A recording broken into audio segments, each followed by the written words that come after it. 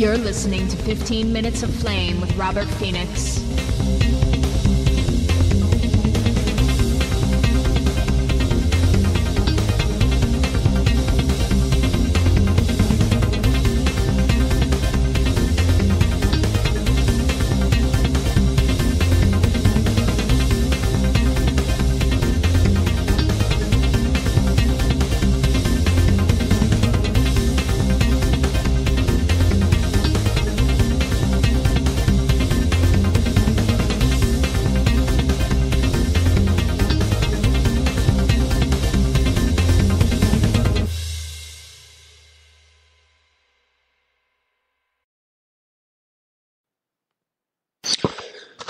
Well, good morning, everybody. Robert Phoenix here, broadcasting to you live from Fredericksburg, Texas. How are you? It's another good. Just to give you an idea of what goes on here in the morning, of course, I have the elementary school across the street from my house. They're safe, by the way, right? That elementary school is safe. Because if anything ever happened, my eagle eye would be right on that. It's almost as if God put me here to guard over that school. And then just across the street from the school, there is a series of condos being built. And, I get to watch the big trucks come in and do what they do. Take things away, bring in cement, et cetera, et cetera, et cetera. That's what goes on here. Out in lovely Fredericksburg, Texas, where I get to ride my new bike everywhere. I got myself a bicycle, and this is my Berlin. Oh, we got a comment already in the chat room. Here we go. There's Maury. What's going on, Maury? Happy morning. Happy morning. Everybody says good morning. Good morning. Guten Tagen. Happy morning to you. Oh, so people don't understand when I say this is my Berlin. I'm referring to David Bowie's phase, where he kicked heroin and cocaine, moved to Berlin and lived in a shoddy little space over a bakery in Berlin, and began to explore different types of music, heavily influenced by the German electronic scene and the German electronic rock scene, which is often referred to as krautrock. It's just kind of derogatory, but it serves as a moniker or a cipher. Easily one of Bowie's best periods in terms of music. Those three albums, Low, Heroes, and Lodger, tremendous, absolutely tremendous. He had a bicycle. He rode his bicycle around Berlin. And Fredericksburg is German. It's like a little Berlin, so why not? What the hey?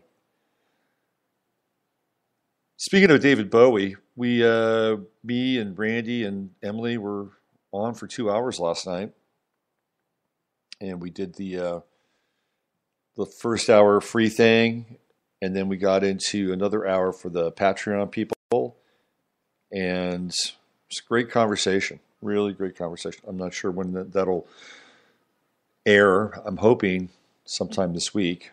But if you enjoy the trialogues between myself and Randy and Emily, well, you have something to look forward to. And if you're a Patreon member of Off Planet Radio, you'll get that 60-minute discussion. And some of the stuff I get into, I've been talking about already, Chiron and Aries and Uranus and Taurus. And then there's more. There's a lot more.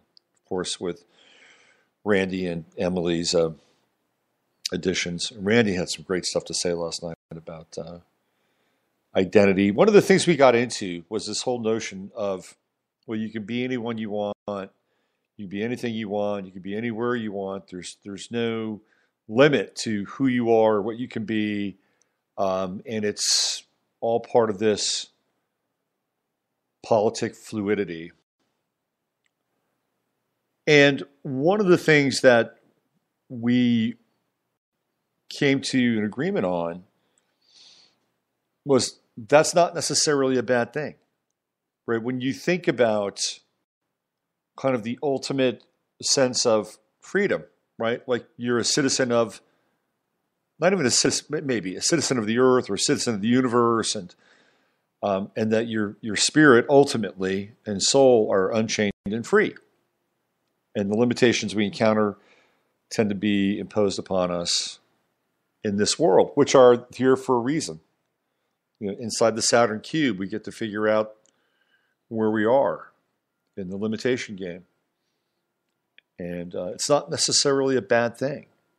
There's a lot that can be learned from it.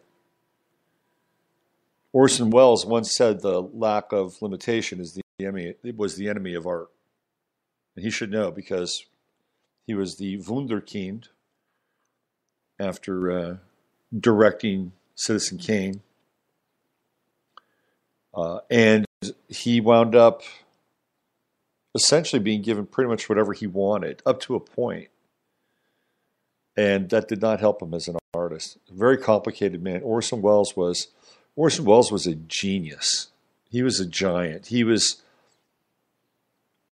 one of these almost Renaissance-like figures who could do anything from a very early age. He had those markers like from childhood. The guy was special intellect. But he understood that without limitation, then things can become quite lazy. So we talked about this last night, and we agreed that this idea is great. However, it's almost as if there's been it's not even consensually agreed upon. It's like a program that's being indoctrinated or introduced of kind of a shortcut to some level of personal freedom without the gravitas or the sense that you've really connected and encountered a part of your soul, which ultimately is transcendental. And this is what Randy got into. It's the whole transcendental experience of the human being, which is a really important one. We come out of space-time. We come into space-time. We deal with the limitations of space-time. And we deal with the responsibilities of space-time. And hopefully, if we have a scintilla of consciousness, we begin to seek out the keys to unlocking our relationship to space-time in a way that we are spiritually unbound and free. And when it comes to freedom, this is one of the great quotes: you're either free or you're not. There's no kind of in between, right? Which is very difficult to maintain and even kind of wrap our heads around. But nonetheless, it's an important piece to understand. There's really, what we are here in this country is we're free rangers, and we're grazers. There are limitations to our state-sanctioned freedoms. But beyond that, there's a whole other reality that's open to us. But you have to work towards that. There's a deep alchemical process that's a part of that, where you bounce up against things. And those things are okay to bounce up against. And some of those things you bounce up against are repugnant. And we're going to talk about some of that today. And then it's, well, how do I unlock this? And how do I ultimately transcend this? And this is what we were talking about last night. And the way it's being set up now is that there is no sense of transcendence. When I was in college, I was studying Hemingway 5 days a week with Robin Gajicek. And Robin's brother was quite interesting. He was a co-Nobel Prize winner, and he was the guy that basically discovered mad cow or Creutzfeldt-Jakob syndrome. And he discovered it down in New Guinea. And Robert's son, or Robin's son, Robin Gajicek's son, Robert, is the executive producer for Stranger Things.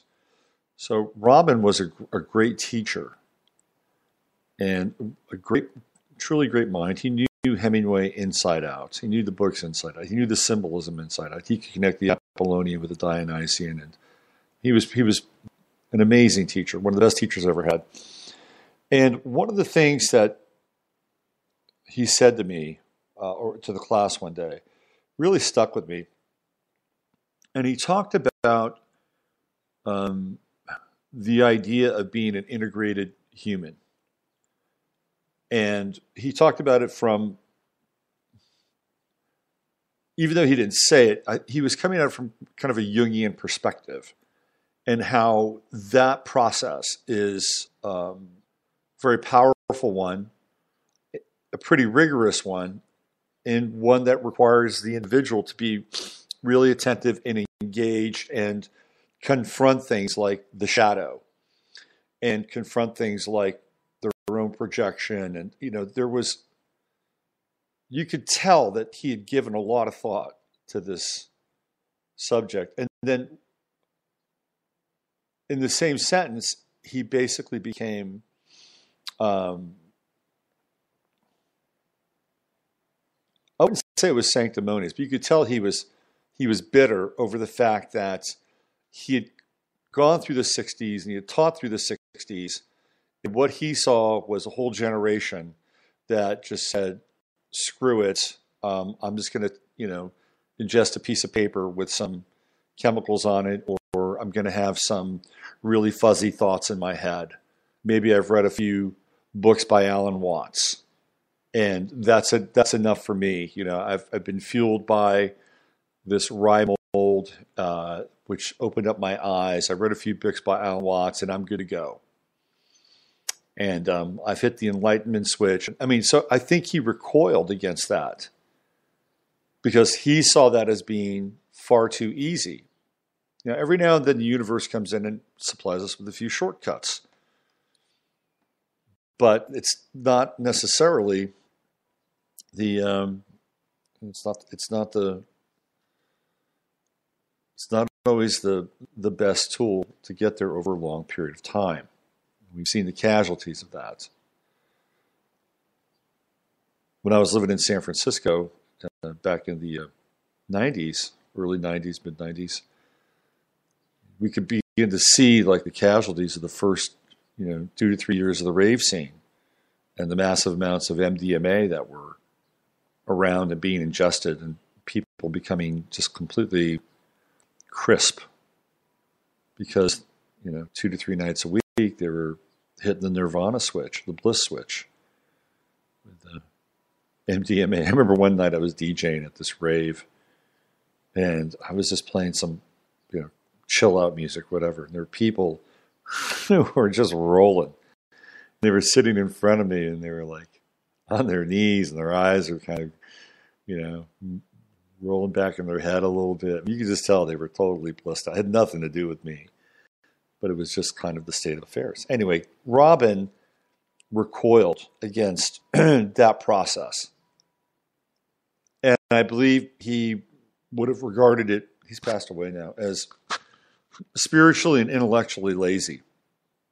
And we came to that conclusion last night because there's something very similar happening now. You can be anything you want. I can be an armadillo today. I'm an armadillo. You walk around all day like a little. In fact, I'm a female armadillo, and I've put a pillow underneath my stomach just to show you that I'm a female armadillo. It's extreme, but trust me, there are people out there that are beginning to explore this area, that there is no identity, there are no borders. This is, again, if that's what you want to do, fine. You can certainly do that. I'm certainly not here to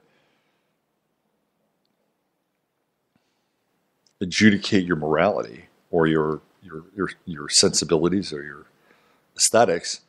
But when it comes right down to it, what's happening is that people, or not people, there's a process here that is akin to becoming almost like a, I don't know, like a jellyfish in some ways. And it's almost like jellyfish consciousness. And and Randy and Emily and I came to this conclusion that it does not include a sense of transcendence, because transcendence is really important. Transcendence and transformation are really important parts of the process. And the only way you can really move through them is when you navigate into, through, and around, and with limitation. And we have Saturn and Capricorn, and we're dealing with limitation right now. I mean, clearly there's limitation in terms of free speech. There's limitation of what you can put up on YouTube, limitation of what you can put up on Twitter, people getting their Twitter. The whole Twitter stuff and the YouTube. Sometimes I feel like it's almost a publicity ploy in some ways. Like, about a week ago, Mark Dice got taken off of Twitter. And that's going to make the rounds. And don't you think Twitter actually benefits from something like that? I do. They say that any publicity is good publicity. So from the virtue signalers, yeah, they got rid of Mark Dice. Wow, Twitter, I love Twitter. Yeah, Twitter, a tool against fascism. And then on the other side, you've got the Mark Dice people, the right, the alt-right, whatever you want to call them, the truthers, the red pillars, and they're like on Twitter and they're banging Twitter and they're connecting with Twitter. Twitter is still getting traction. They don't care. And a couple weeks later, Mark Dice is back on. Same thing happened with YouTube. There was that rush of withdrawing people, withdrawing sites, and all of a sudden they're back on. Richie Allen's back on. All these other sites these channels are back on. Now, I don't know if somebody came into YouTube and cleaned it up and said you can't do that. I don't know. Or maybe it was part of a program. But the bottom line is that there was a marked movement, and it's still going on, where people are being shadow banned, and there's a limitation, which is what Saturn brings. It brings us limitation, especially in Capricorn. Anyway, it was an interesting discussion, and it's interesting food for thought.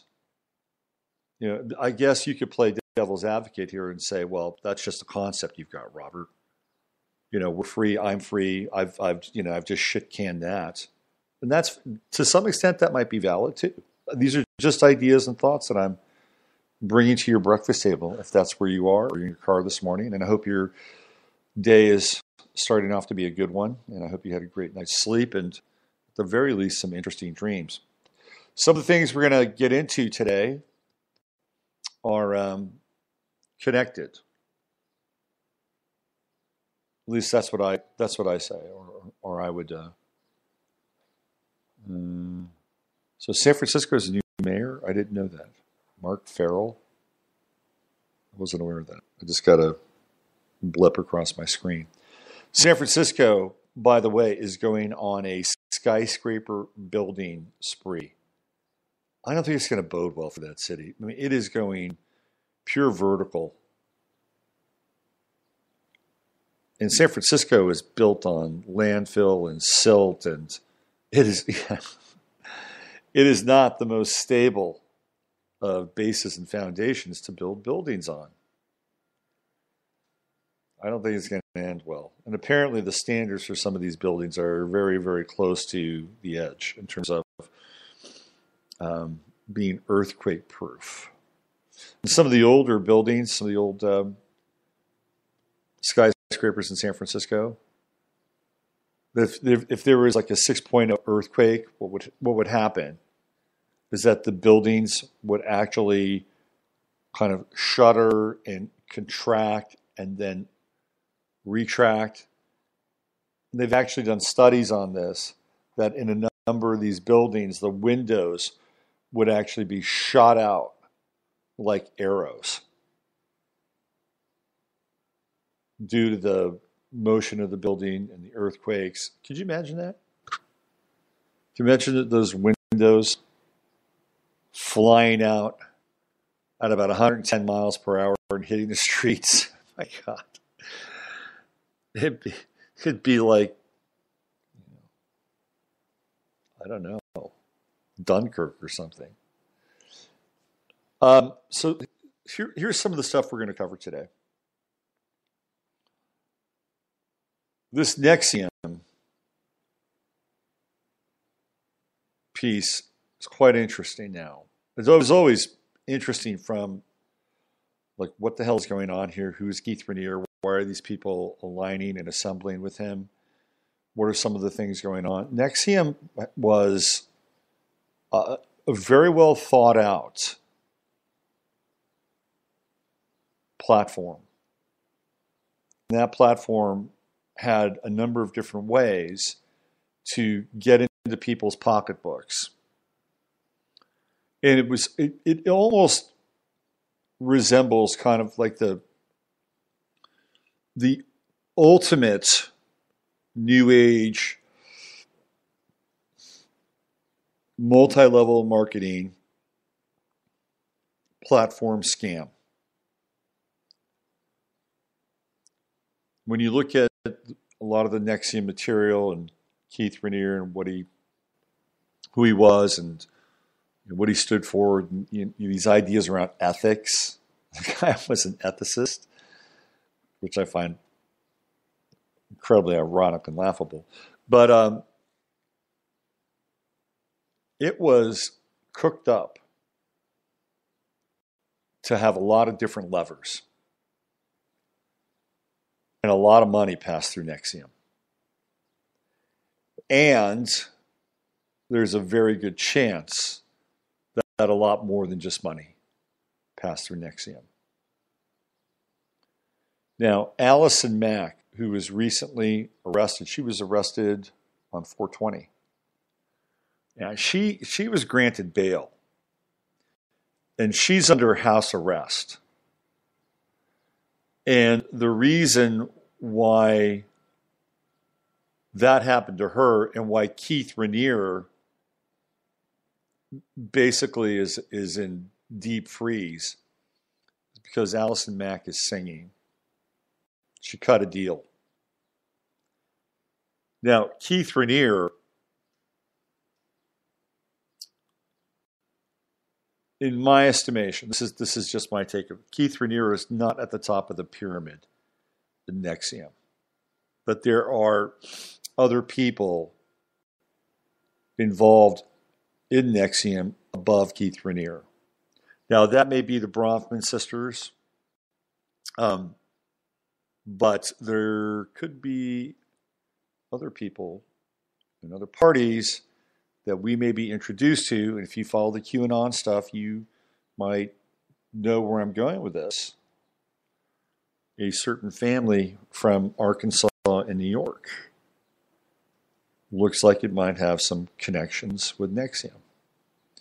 Well, it's going to get real interesting because Allison Mack has basically turned. And she's going to provide whatever she needs, whatever the feds need, in order to indict and have a case against Keith Raniere. I think that much is pretty clear. Now, what else she actually brings to the table and talks about, well, we'll see. And how much of that is used, we'll see. One of the people that is connected, or one of the persons that is connected to NXVIM is Roger Stone. So does that surprise anybody? Roger Stone is a world-class perv. He's a world-class perv, and I can't even watch him anymore. It was like he was mildly interesting when Trump was running for president, because I did not have a lot of contact with Roger Stone, didn't know who the guy was. I had heard of him a little bit, but didn't really know much about him. And so I was getting my first exposure of Roger Stone with or through InfoWars. And during the Trump campaign, we were looking for clues and inside information. What's going on? Who is this guy? Where is he coming from? Who are his people? What is the organization looking like? What's really assembling here before our very eyes? And so I think we're all kind of out there trying to put things together. But apparently Stone was lobbying for NXVIM. Like, they had hired Roger Stone to work for them in Washington and possibly the state of New York. That's very interesting. Because if you know anything about Stone and his private life, he's an eyes wide shut guy. He loves taking his wife to parties, swinger parties, and mix and match, top and bottom. And he's often talked about this. He makes, he's not shy about what he likes. And if you want to dig deep enough, the stories are. I'm not passing any judgment. That's what he's into, right? But when it gets into lobbying for a group like NXVIM, all of a sudden it's like, okay, well, there's some interesting lines being crossed here. Because one of the things that's coming out of the whole NXVIM honey trap is the fact that NXVIM is likely involved in child trafficking. There are kids involved. Now, NXVIM had apparently a nanny business where for $125,000 a year, you could hire one of their nannies, and the nanny would teach your kid all these different languages and stuff. It wasn't your standard nanny. This was a nanny that was educated and wanting to turn your kid into like a super person. And there are people that paid for this, but again, there's access to kids here. And I'm not necessarily saying that program that NXVIM was running was responsible for some of the whispers that are coming out of it now about child trafficking, but it's an interesting piece of information to note. So what is Allison Mack going to give up? What is she going to chirp about? Because we know we're never going to hear another word likely from Keith Raniere. They have him so deeply buried inside the system right now. That guy is not going to emerge. And a trial around Keith Raniere and NXVIM would be very interesting. And, we were talking about this last night on Off Planet. And if you look at the due process or the lack thereof with some of these major events that, we're all quite familiar with, it's mind-blowing. You look at James Holmes when he shows up in court. Number one, he doesn't look like James Holmes. I don't know who that guy is. Number two, he's a basket case. Just like Travis Reinking, right? He's a basket case. They don't know who they are. Number three, there's no trial at all. There's a lawyer who represents somebody like James Holmes. And they basically say, hey, no contest, we plead guilty, shuffle the feet, we're out of here. By the way, they never say, oh, we're pleading insanity. There's no, I'm going to defend my client here. That doesn't happen anymore. There is no defense. Because if there's a defense, you've got to get into the evidence. And the evidence is never questioned and never discussed. And so when we have these events, the person who is supposedly the perpetrator of the event is either dead or crazy, or they plead a no contest guilty and there's no trial. I mean, just think about it. The only trial that we had was the Dzhokhar Tsarnaev dog and pony show that lasted a few days. And of course, he can't even speak for himself because supposedly he had his vocal cords shot through. And Emily brought up a good point in that he doesn't even look like the same kid. This whole issue of identity and what we were talking about last night, what I was talking about before, that there's a sense of fluidity even with these events. I mean, there are pictures of Nicholas Cruz where they don't match. It's like, who's that kid? Who's that kid? Most recent example was 2 days ago when the Alex Manassian drove the white van into a group of pedestrians in Ontario. Now, if you haven't heard the latest, Alex Manassian was a self-proclaimed incel. An incel is short for involuntary celibate. And there's a whole incel community, and their hero is Elliot Rodger. I mean, this is where the world is right now, and they blame feminism. They blame feminism for the plight of their not being able to get laid. Okay, so I want to just kind of draw a circle around the two events that happened recently. One, Travis Reinking. Just the name alone. Reinking. I love saying that. If you look at some of the backstory, he proclaimed that he was a sovereign citizen. And so now he's moving and being moved into this bucket of this movement of sovereign citizens who are anti-government, anti-media, anti. And now they are being branded through these MK Ultra whacked out patsies like Travis Reinking. They're being branded. And all of a sudden, there's a cloud of suspicion, paranoia, fear, and I guess I would, frame it as social isolation, like you're isolating a group. This is just what happened.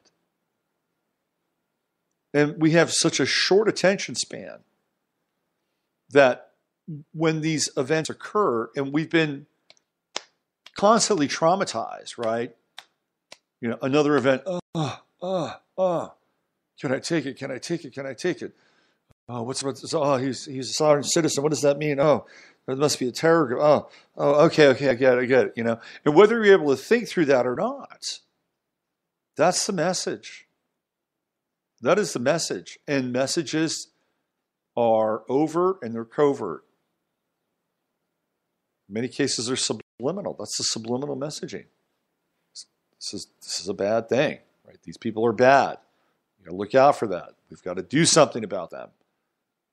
And then, 24 hours later, you have Alex Manassian, who is plowing people down with a van, and he is anti-feminist. Within 24 hours, you have these two characters, whoever they are and whatever they are, engaged in events, and very quickly, there is value and meaning assigned to both of them. And the value and the meaning are not very good. In fact, they're quite negative. And what's really interesting about Manassian is when you look at his picture, the guy's got hair, he looks It looks like what he's supposed to be, Armenian, right? And then you look at the guy they're pulling out of the van, and this guy's got a bald head and doesn't look anything like, at least from the top down. His bald head, he looks kind of round. And again, from the identity perspective, who is that guy? Who is that guy? Who is Alex Manassian? And it's always the same. Well, he seemed like a nice enough guy. I see him jogging around the neighborhood, blah, blah, blah, blah, blah.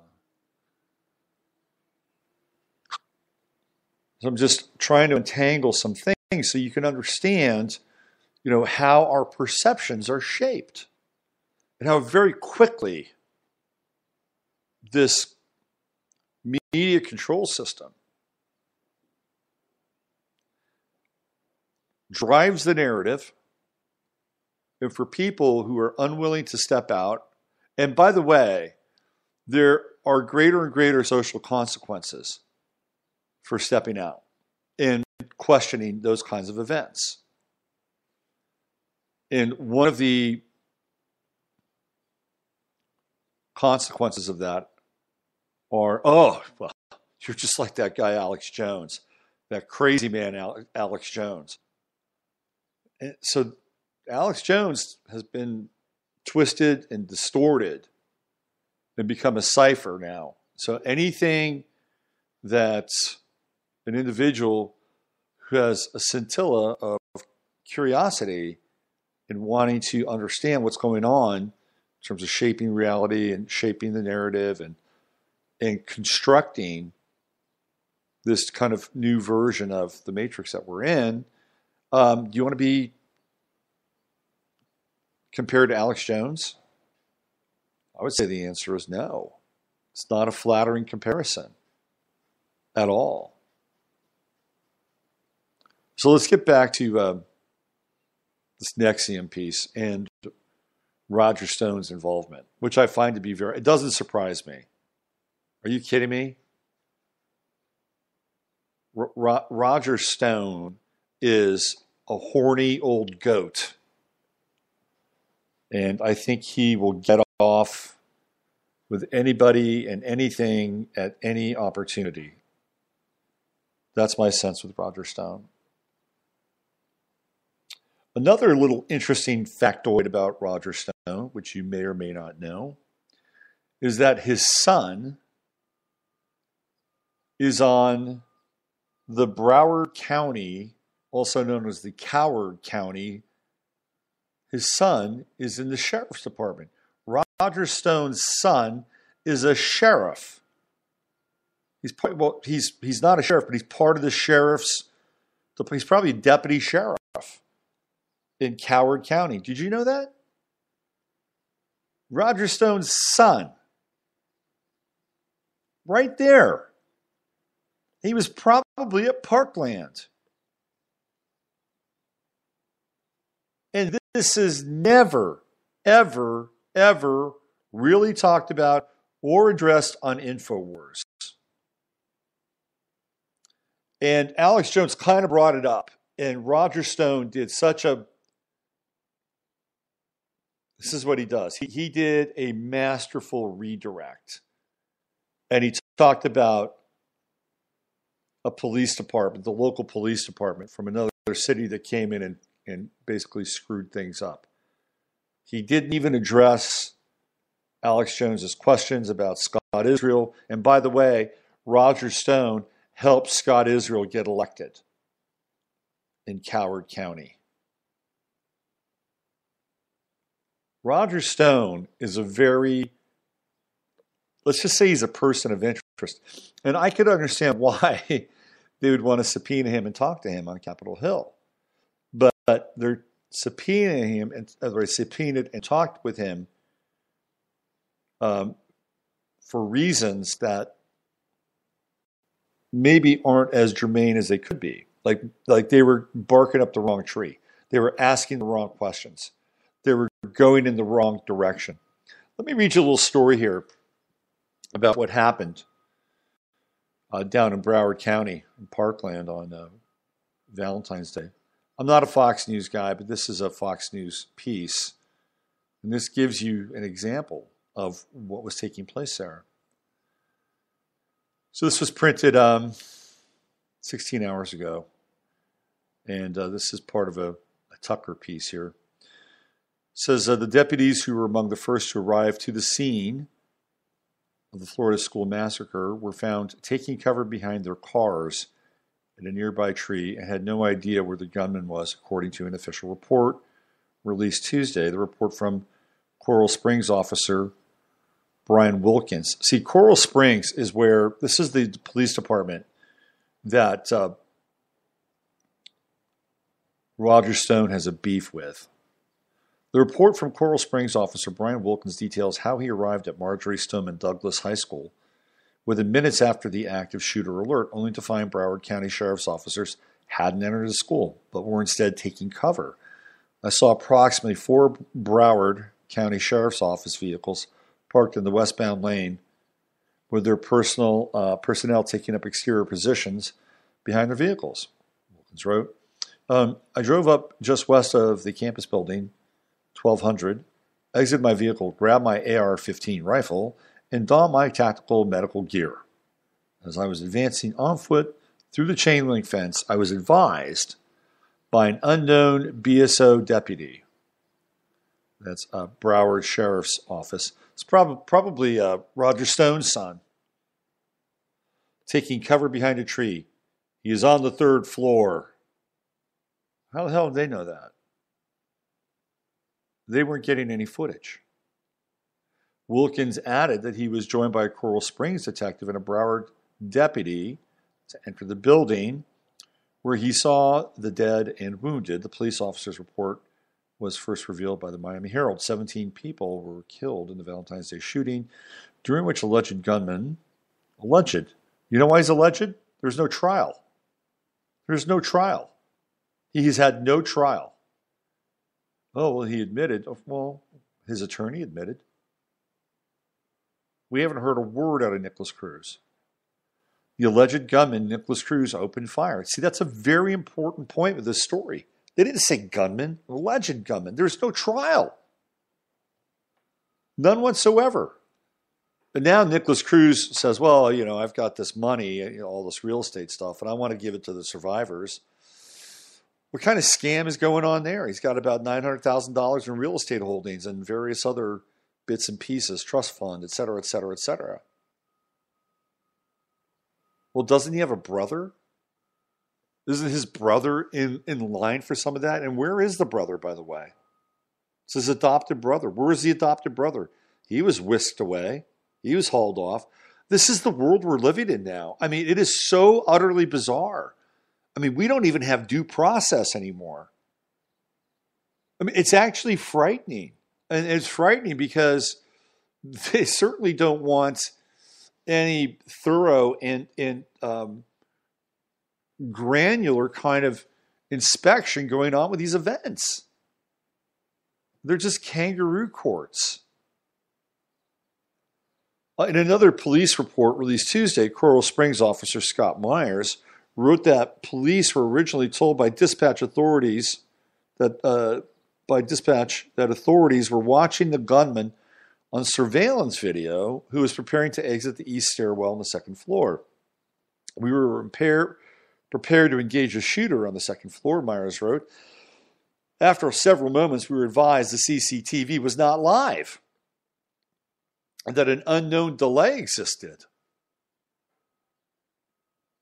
Can you say cubic communication? ? We were later informed that the suspect was seen exiting the building via CCTV. How do they know this? Our team transitioned to a rescue team and we evacuated every classroom on the 2nd floor. In the wake of the shooting, the Broward County Sheriff's Office received heavy criticism for its handling of the situation, including the actions of Scott Peterson, the school's resource officer, who stood outside the building as the attack unfolded. The former deputy denied wrongdoing and retired from the office before an investigation was launched. Of course. He's probably somewhere in the Caribbean now. Just opened up a tackle and bait shop.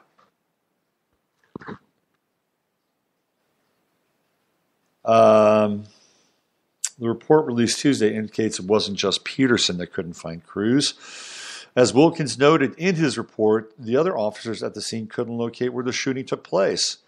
Meanwhile, school safety issues are being revealed too. The Broward County Sheriff's Office told MSDH PSFC, I just abbreviated that myself, that's Marjorie Stoneman Douglas High School Public Safety Commission. At its first meeting on Tuesday, the teachers couldn't lock their classroom doors from the inside as they tried to lock down their students on February 14th. Instead, teachers had to open their doors and use a key to lock them from the outside. Doors also had small windows, which allowed crews to fire into locked classrooms. Broward Sheriff's radios were also not on the same channel as Coral Springs Police, the two primary agencies that responded. Does this surprise you? Attempts to merge the radio channels failed, which prevented the two departments from sharing information. Coral Springs and Broward are also in separate 911 systems, and calls were coming into both, the commission heard. Well, isn't that just a clusterfuck? Wow. Two very different stories, one emerging from Coral Springs and one from the Broward County Sheriff's Department. No due process. None whatsoever. But apparently there is a lot of due process happening with California. The Cal exit movement is firmly underway. California State Secretary Alex Padilla announced that the ballot proposal had been cleared. The latest measure would ask voters in 2020 to decide whether to open up a secession discussion. If passed, a second election would be held a year later, asking voters to affirm the decision and become an independent country. Advocates have until mid-October to gather 365,880 signatures of registered voters to get it on the ballot. The guys behind the ballot are Marcus Ruiz Evans and Louis J. Marinelli. They're the co-founders of the group Yes, California. And they said that the second vote would show that Californians are serious about secession and would strengthen the case for foreign governments to recognize the state's independence. We realize it may seem like a long time to wait, Marinelli told the Times of San Diego, but we need time to have a serious dialogue with the people of California about why they should support the independence referendum by voting yes. The voters need to make an informed decision when they go to the polls to determine California's political future. And clearly, the direction that Cal exit is headed is left. This is what Evans had to say. Cal exit is left. We are progressive, and that's why we don't like Trump, Evans said. But there are some very hardcore Republican concepts to Cal exit, including the group saying, don't waste our tax money. Long time ago, I got into California, and California has huge sums of money. And they're connected to CAIR, C-A-I-R, and it's part of the whole pension scam that California has been running for years. There's huge amounts of money inside the state of California. It's all hidden. It's all tucked away. They use the university system, which is nonprofit. They use the university system to hide and launder huge sums of money.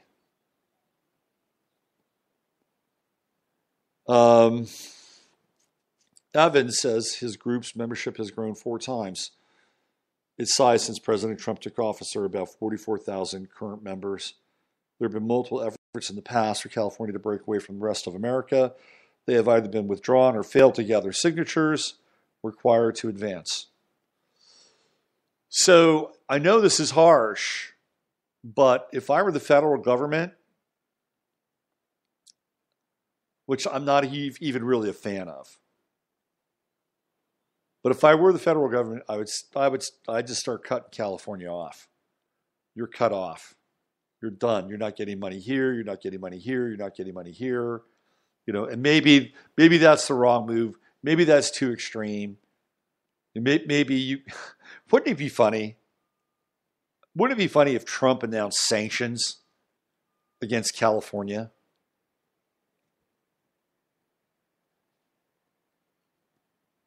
That would be hilarious. That would be really hilarious. I suppose if you wanted to, you could isolate certain events inside of California. That if it was a government, right? If it was its own government, not a member of the United States, its own country, and that you wanted to have regime change in California and spread democracy to California, I'm sure it'd be very easy to find 5 or 6 real high-level items. And they would actually almost look like the same high-level items that could be used to justify a regime change in a place like Syria or Yemen. It's interesting. Well, we live in a really surreal world right now because we're having these discussions. We're having discussions about California leaving and the United States, and certainly there are a number of people leaving California because that's happening too. These are kind of amazing, weird, strange, chaotic,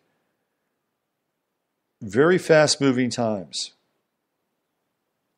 where events are used very quickly to shape the narrative and the nature of reality as we know it. And case in point, the 2 events that happened over the weekend with the Waffle House shooting and what happened up in Ontario with the van, and how quickly they turned both of those events into representations of some kind of extremist faction. The game is on. It is totally on. So we're just doing our best here every single day to help untangle what's going on out there in the world, and to do with a little bit of humor and, of course, some positive affirmation, which is really another piece of this whole process that we're in. I was talking with one of my clients yesterday, and somebody who'd gone through a great deal of grief and suffering, lost a parent, and somebody who has some really profound artistic and creative gifts. And we got into a discussion about kind of, where the world is and where it's going, because that's starting to creep into some of the work that I do with people and the readings that I do with people. Well, where is this all going? Can you lend some insight? And it's like, well, okay, I'll do my best. But the fact of the matter is, it's like you're going to get up every day and you're going to live your life every day, and you have gifts that you've been given in this lifetime that you can use every day. And until further notice, it's really incumbent upon you and me and everybody else to use those gifts, because it's a really important piece of our human experience. Yeah, would it be great if you could, prep for 30 days of not having any food or water or whatever? Sure, absolutely. Would it be important for you to understand, and be prepared for an event along those lines? Yes, absolutely. Would you go one step further and create your own, bug out basement, or, your own compound, your own getaway? I don't know. That's up to you. But what I do know is that every single day we're going to get up and we're going to, see the sun and breathe the air. And it's incumbent upon each and every one of us to access those gifts, those skills, those abilities, and not just access them, but build on them. It's really important. Don't let the fear, don't let the anxiety, don't let the doom porn get in the way of you self-actualizing. Don't let it get in the way of allowing your spirit to fully express itself through whatever you can bring to the world. For some people, it's like rescuing animals. That's a really noble thing. Really noble. For some people, it's planting a garden and growing things. For some people, it's their art. For some people, it's their work and their clients and the care that they have for them. For some people, it's restoring cars. For some people, it's helping their community. Feeding them. For some people, it's an amalgam of some of those things. Don't put those gifts and skills and desires and directions on the shelf. Just don't do it. Don't. Because when you do, you short yourself, you short humanity, and you short the spirit of creation within you. You're not honoring it. You're not honoring, the spiritual creative force of God within. That's really where it's at. So go forth every day. Without fear, without hesitation. Yeah, sure. Tether your camel, then trust in God. Nothing wrong with that. But a lot of what's taking place in the world is a major distraction. And it's important to understand the distraction. It's important to understand what's going on behind the distraction and why it's happening. Don't get me wrong. It's empowering. Don't stay there too long. Get what you need, then get back into your life. Because ultimately, taking us out of our lives and taking us out of our situations, taking us out of our creative place, is to some degree part of the game. Because if you're not doing that, then what are you doing? You're running around, you're being reactive and easily triggered. And this is a real important piece. So we all have to go through and understand. Randy, again, in his unestimable wisdom last night said, where we are, whether it's alt media or truth, it is a long game. He's absolutely right. It's a long game. It is not a short game. It is, the short game is fraught with a lot of adrenaline and a lot of hysteria. And after a while, we just wind up, looking like we're chickens, clucking our wings with our heads cut off, all of us, and slamming into each other. That is the short game, right? The long game is the eagle and looking down on everything. That is the long game. So you want to aspire, if you can, towards that end. And don't deprive us of your daily gifts, whatever it may be, because you're doing yourself and everyone else a disservice. All right, I'm going to get on out of here. It's 9/11. How about that? That's when the old show used to start. So you know the drill. Use your head to discern what's real, your heart to stay on what's possible. I did do the time tunnel today. We'll take a little time travel tomorrow. I'm Robert Phoenix.